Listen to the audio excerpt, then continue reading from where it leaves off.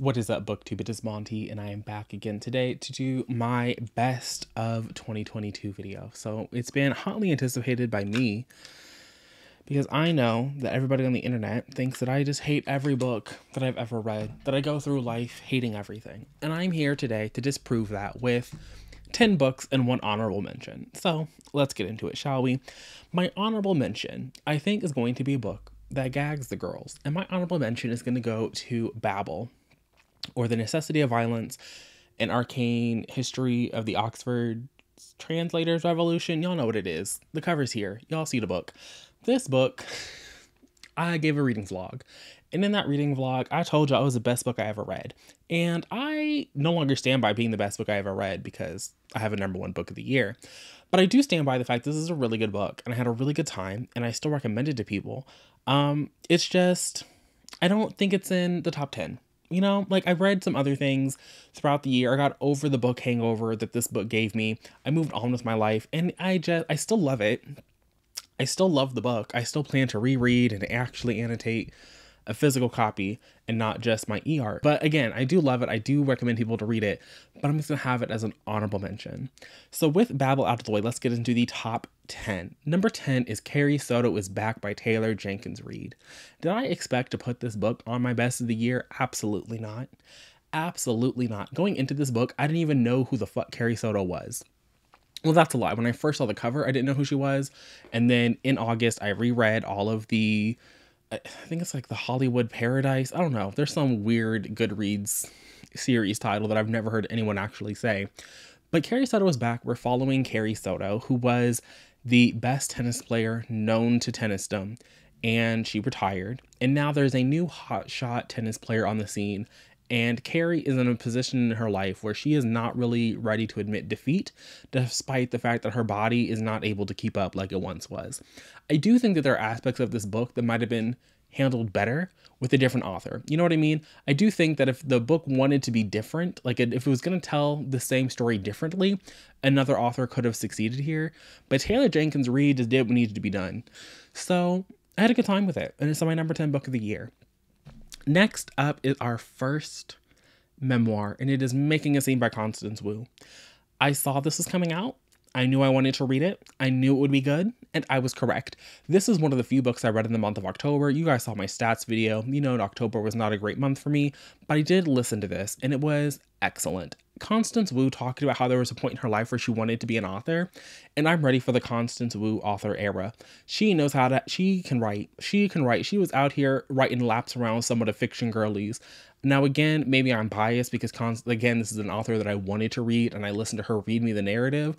But again, she was writing circles around some of the authors I see in these booktube streets. So we get her life. There's a small portion of this book that's about her time on Fresh Off the Boat and the sexual harassment that she faced there. But so much more is about her life growing up, her trying to break into the industry, and how all of that played a role in who she is now.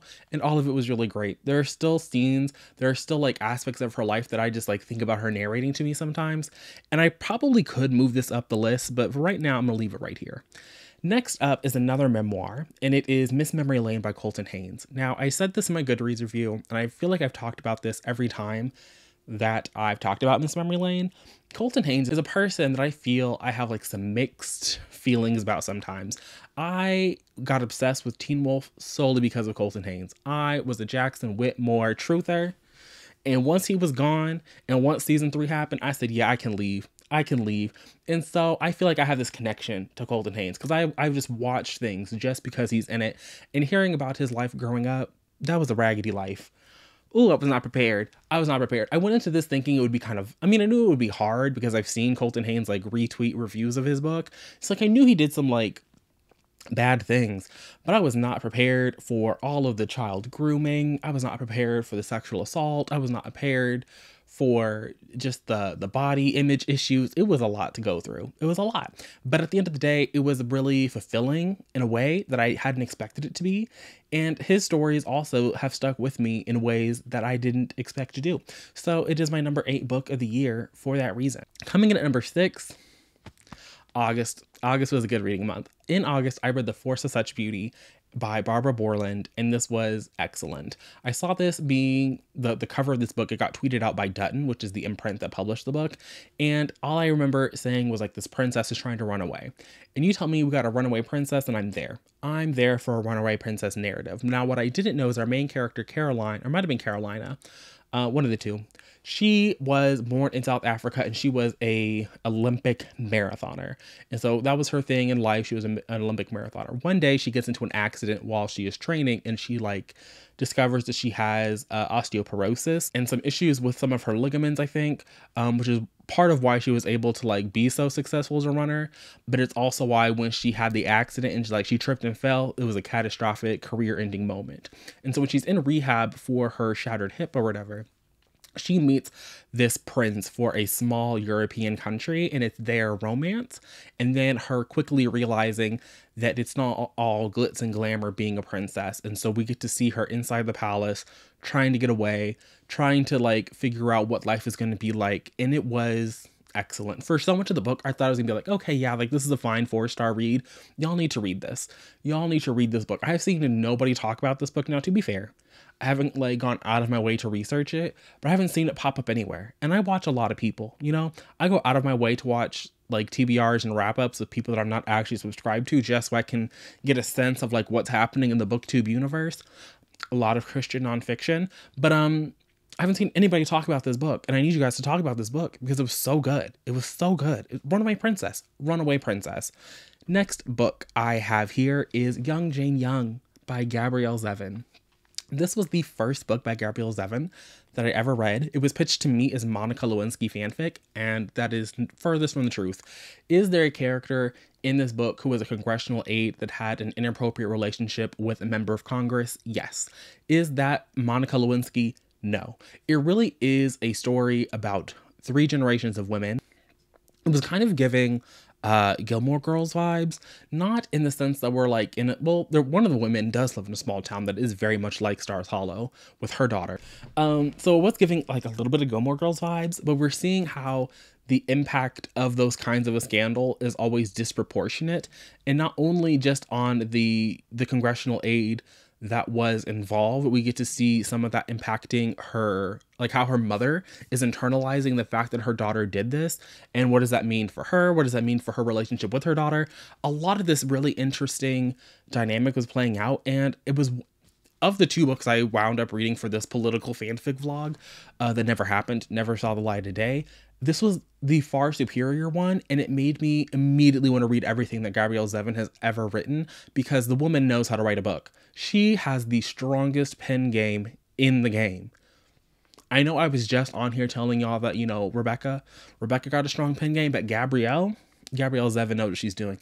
She knows what she's doing, and I will, in 2023, I'm going to find something that Gabrielle wrote so I can read, but yeah, she has the strongest pen game in the game. Okay, I'm back. So my number 4 best book of the year. I originally wanted to combine this with my number 3 pick. And so Babel wouldn't be an honorable mention. It would be like number 10. But I couldn't do it. I had to split it. I had to split it away from number 3, even though they're by the same author. Is Blowout. Corrupted Democracy, Rogue State Russia, and the Richest, Most Destructive Industry on Earth by Rachel Maddow. I read this like at the beginning of the year. I want to say it was in like March. It was maybe it was after March. Whenever Russia decided they was going to invade the Ukraine, I picked this up like 2 days later. And so while this book is not exclusively about Russian oil interests, it is obviously a key player because Russia is a key player in the oil market. And so we just learned about it. And I learned a lot about Russian markets. I learned a lot about things that happen in the United States based around oil production and how it is, you know, a devastating industry. And it took turns and did things I didn't expect. And I had this book on my shelf for years, thinking I would one day get to it. This was the time. My number 3 best book of the year is also by Rachel Maddow, and this is Drift: The Unmooring of American Military Power. This I have wanted to read just because it was Rachel Maddow, but I didn't really think. And I thought it'd be a book that I listened to and it'd be interesting because, you know, it's a nonfiction. I'll learn a little bit of something. But this book made me realize just how little I really understood about American military history. But when you are like coming of age in a post 9/11 world, and the, you know, this little war in the Middle East has been going on since forever. The way that the military operates, you just assume that's how it's always operated. And apparently that's not the case. Apparently it's not the case. Apparently, you know, who would have thought? I mean, I knew that, you know, the little Vietnam War was like an outrage. There were protests in the streets. The draft was like not a very popular thing, but I didn't really understand why. And, you know, this book, not gonna lie, this book did make me be like, you know what, maybe we should bring it back. Because I do think that there was a time in American, well, this book illustrated that there was a time in American military history where like you just didn't have a massive standing army. Like that wasn't a thing that America did. Like America would rally the troops, and you would have the troops, and you'd fight the war, and then the war would be over. And then you would, you know, the troops would go home and they would go live their little middle class lives. But, you know, after Vietnam, after the little draft backfired, and there's a point where the actual, like the day-to-day Americans being forced to understand like what is happening. So like not only are you seeing, you know, the images being broadcast from Vietnam, but like literally the people you go to church with, the person from, you know, the tire shop that you go to, the check stand person at the grocery store, all of these people are invested in the military industrial complex in a way that really doesn't happen anymore. So now when you've introduced this like private contractor business, you got the standing army that you got, it really painted like just how vastly different and how unmeshed the American military and the American populace used to be like this. And as time has gone on, you can see how it has drifted, and hence the name.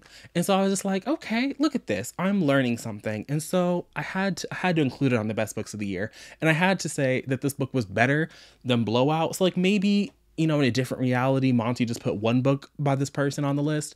But if you're going to read one of them, between Blowout and Drift, I say read Drift. It's also shorter, but both of them are informative in a way that I learned a lot from both. My number 3 best book of the year is The Red and the Blue, The 1990s and the Birth of Political Tribalism by Steve Kornacki. Another nonfiction. Listen, this one was also a sleeper banger. Again, it's one of those things where it's like, you're born. I was born in 1995. You live your life. You expect that politics have always been like this. And they just kind of realize and you always assume that politics have been nationalized in the same way that they are now. But this is really illustrated, again, the birth of the modern politic, the birth of, the nationalization of politics.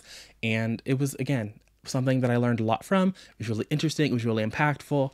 And because I had this little kick of nonfiction, maybe that also just like kicked some novels off the list. But I've been constructing this list since like October. So really nothing since October has tried to muscle its way in to this list, and I wouldn't change it. Wouldn't change it for the world. My number 2 best book of the year is Honey and Spice by Bolu Babalola. Best romance for sure. Hands down, best romance I read last year. This is like allegedly, I guess you could do like academic rivals to lovers, but not even like academic rivals. It's more like just antagonist. These are 2 characters, Kiki and Malachi, who got off on the wrong foot. They have made assumptions about the other person. And over the course of the story, we have to see how their assumptions are proven right, how they're proven wrong, and how they are going to go about working with one another on this project so that both of them can get to their desired outcomes. And it was really great. There's a little fake dating sprinkled in, but it was fake dating done right, because these are characters that are technically adults because they're in university, but they're also, they're not like 30-year-old people out here trying to like fool people. Like both of them, like they're fake dating for a purpose. They have rules for a purpose. It was good. It was a good book. And my number 1 best book of the year, the book that has dethroned Babel as my favorite book of all time, is Tomorrow and Tomorrow and Tomorrow by Gabrielle Zevin. And I have to say, I'm getting really tired of seeing everybody and their mother talk about how this is the new Little Life. A Little Life is racist. It is anti-black as the fuck. Those are not friends. They don't like each other. It couldn't be any more different. Now, is Tomorrow and Tomorrow and Tomorrow a sad book? Is there sadness there? Absolutely. But once again, Gabrielle Zevin knows how to write a fucking book. She is writing laps around Hanya Yanagihara. Hanya Yanagihara is not competing. I understand that Hanya has been nominated like twice now for the Man Booker Prize, but again, not competing. Couldn't write her way out of a wet paper bag. Those were not friends. Tomorrow and Tomorrow and Tomorrow is an actual friendship. You get to see Mark and Sadie and Sam and Sadie, their friendship over like 30 years.